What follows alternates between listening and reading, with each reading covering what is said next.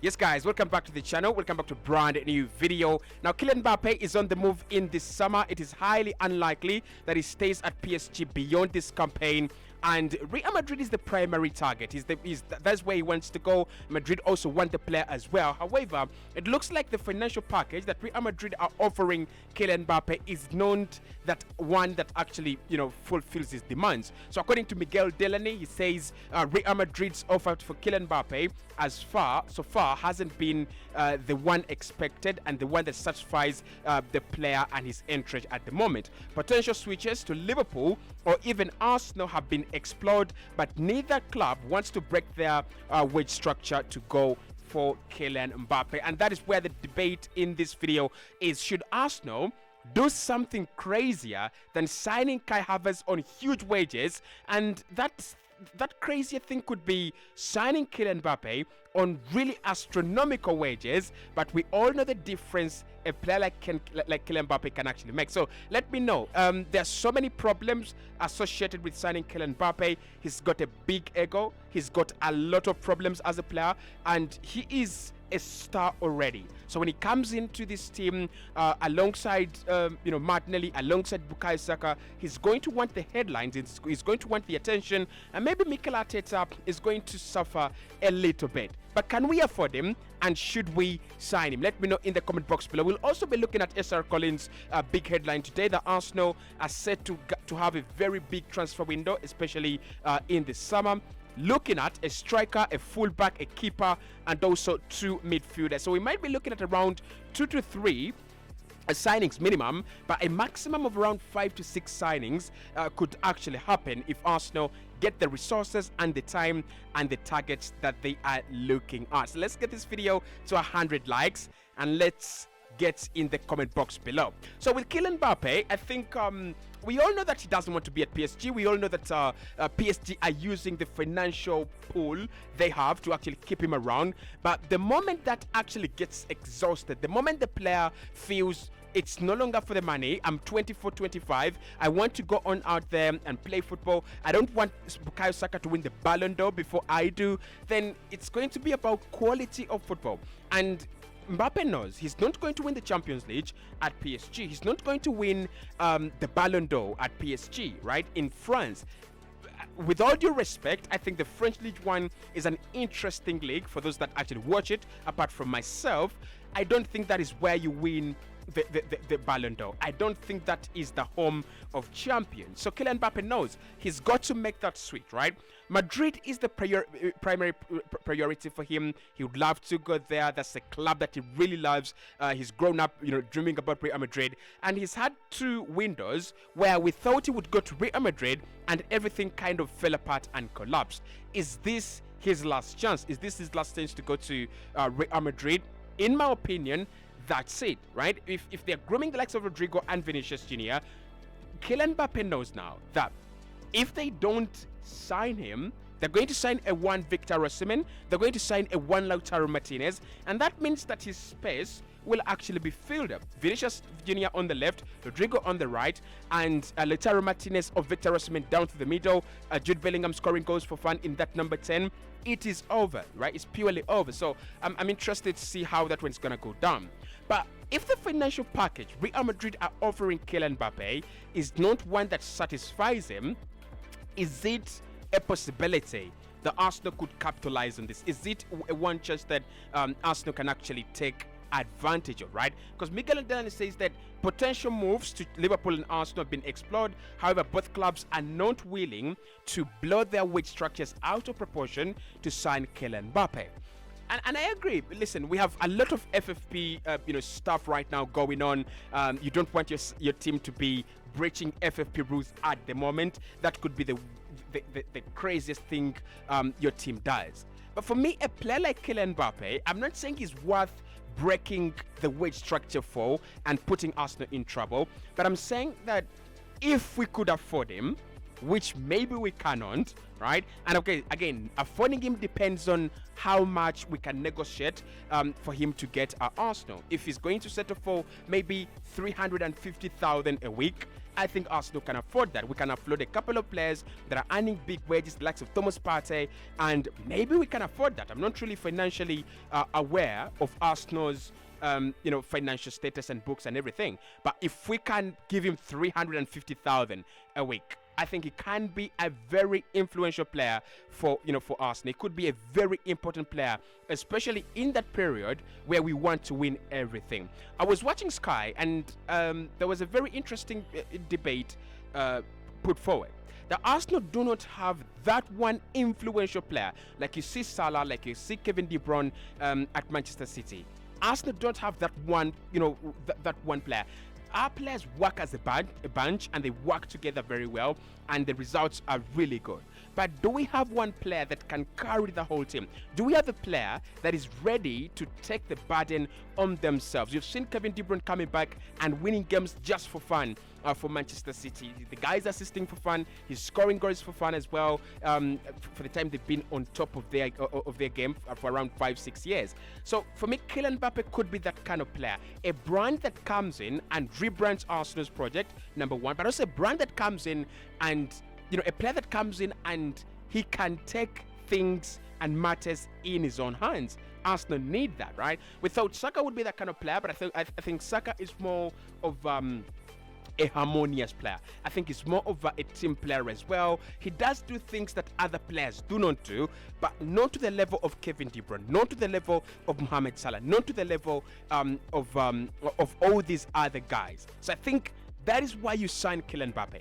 We signed Declan Rice because he could take matters in his own hands in midfield, and we have seen the rewards of that. We have seen what that actually does. It means that whenever Arsenal are in a difficult situation in midfield, we can trust one guy to turn up, and that is Declan Rice. And whether that is driving the ball forward or winning the ball back, Declan Rice does that very well. So for me, Kylian Mbappé in attack could be that kind of guy. And the very perfect example is the World Cup 2020 in Qatar. He was absolutely unplayable in that final.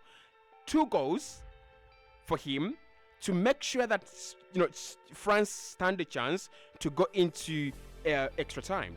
And deep in extra time, he scores another goal to make sure that France have a chance to go for penalties. He takes the first penalty, takes the initiative, he scores that penalty. And the rest of the players, the rest of the team actually let him down. He didn't let France down, France let him down. He's already a World Cup winner at such a very young age. The experience is there. He's captaining France as well at a very, very young age as well. I think he's got every ingredient that Mikel Arteta wants in a player.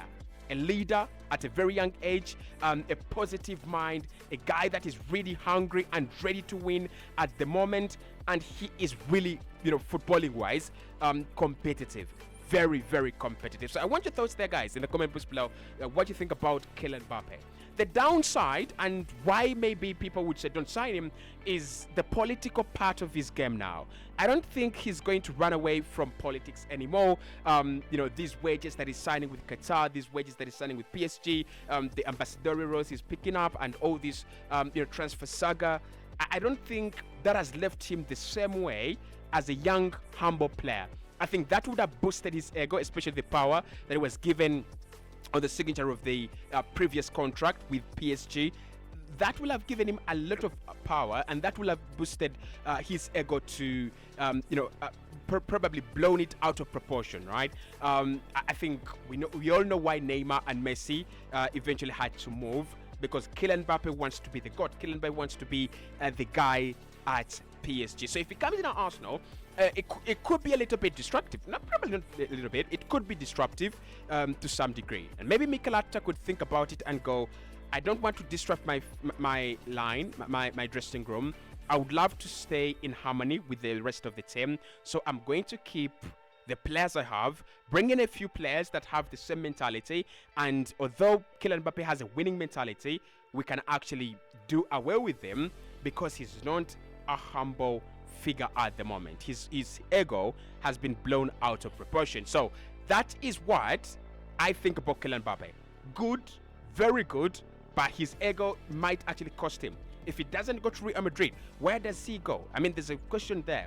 Does he stay at PSG and kind of ruin his career there? I don't see that happen. I might see him at a Chelsea. I might see him at a club like Chelsea, honestly, because Chelsea have the money and they do love to spend it, and they do know how to spend it. So if Chelsea sign Kylian Mbappé, I don't think his career is revived, and but I know he will be a problem for Arsenal and whoever plays in the Premier League. Now, SR Collins says that there is expected to be a big summer for Arsenal in this transfer window that is coming up. And he says that it might start with Jorginho signing a new deal. However, the big summer will not end there. So what are some of the positions Arsenal are looking at? What are some of our priority positions Arsenal are should be looking at? For me, the striking position is the top priority. And I know Mikel Arteta is defensive, and I know Mikel Arteta is very, very safe as a manager, and it's one of the reasons why we are enjoying that companionship with Manchester City and Liverpool at the top, because we don't consider a lot of stupid goals, and we don't consider loads, even if it's not stupid goals. So whether we are scoring a lot of goals or not, we have the ability to limit the amount of chances we concede, and therefore the amount of goals. So Mikel Arteta might look at a defensive option as a priority. I do have a defensive option on my list right there, but I don't think that is the priority. Everyone has said it. I was listening to Simon Jordan on TalkSport yesterday afternoon, and he was saying that listen, Arsenal lack one thing: a good number 9. If Arsenal had a good number 9, 20 goals, 30 goals, maybe that would have put them in a much better situation in this campaign. And he says Arsenal are not going to win the league, which I agree with them, because they don't have a number 9, they don't have a secure source of goals like Man City do and like Liverpool do. I don't care if Arsenal sign a number 9, by the way. All I want is a secure source of goals. I think I should make this very, very clear. If Kylian Mbappé comes in and he's going to score 20 goals from the left-hand side or from the right-hand side, I could care less. I really could care less, right? All I want is Arsenal to have that one player that can guarantee us 20 plus goals every single campaign, given the amount of chances we are creating and given the level at which we are playing our football. So for me, a striker and a secure goal source is going to be very key. It's going to be absolutely, absolutely very key. It's either you do it, or you don't do it. And if we don't do it, Man City are still far ahead. Our midfield is slowly catching up, our defense is slowly catching up, but the attack is lacking, like really, really lacking. So I think Arsenal will spend above 80 million on that position just to get in someone that can score goals. And there are a couple of names out there, by the way. That's not Osimhen, that is not Ivan Toney. Players that can score for you goals, even if they're not number 9s. I'm not saying it should be a number 9, it should be a number 9. I'm saying, can you bring in a guy that is ready to score goals? Can you bring in a guy that has the ability to get a couple of goals for you in the league, 20 plus, right? So for me, that is our priority. Then we will look at the goalkeeping situation. Mikel Arteta would love to keep Ramsdale, but for me, it's unfair. Ramsdale has got to go. Ramsdale has got to find a new club where he's going to be appreciated and play more. And then with FFP, definitely, Arsenal are going to have to sell Aaron Ramsdale. For me, Ramsdale, Emil Smith-Rowe, and Edin Ketia, 2 of those will actually have to leave. And I won't be surprised if the likes of Thomas Partey as well, who are earning big wages, also leave come this summer. So for me, the goalkeeping situation is one to watch. Ramsdale might leave, but who actually comes in? If Mikel Arteta is purely ruthless and he's concerned about the quality of the 2 goalkeepers he's keeping in-house, then maybe we might see a Sam Johnston come in, a goalkeeper of that quality. Maybe we might see, I don't think Dean Anderson is bench material. I think he deserves to start games.